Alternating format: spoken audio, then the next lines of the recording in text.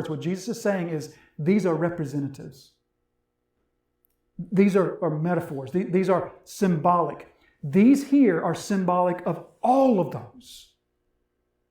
Not these specific people only. They're symbolic of all of those to whom I now call mother, brothers, and sisters. In other words, I am bound to them. His biological mother and his half-biological brothers come thinking that they have authority over him and that they're going to bind him and take him away. And he says to them, in essence, no, I'm bound to them, not you.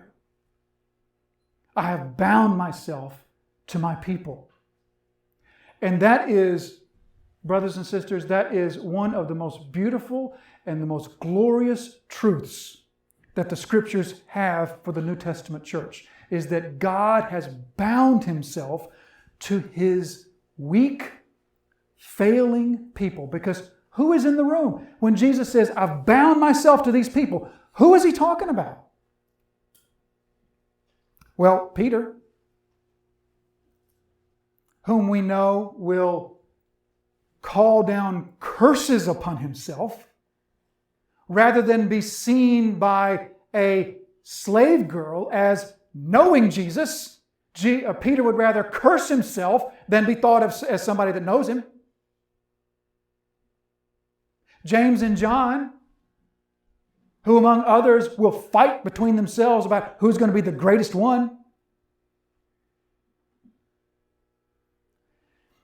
And I think it's extremely likely that in that room of people,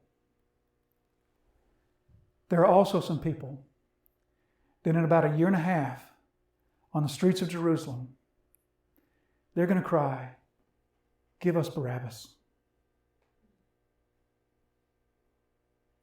As for him, crucify him. That's who Jesus bound himself to. Friends, I don't know what could be more encouraging than that. Than to hear from the Messiah, these are my brothers, these are my sisters, knowing how they will fail him.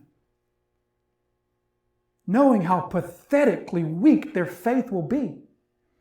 Knowing how pathetically weak their obedience will be. Nonetheless, I have bound myself to them. I will not leave them. You will not take me away by force, because these are my people, and I will not be taken from them. Ephesians chapter 1 tells us that in love, he predestined us unto adoption as sons. Before the foundation of the world, we were his brothers and sisters.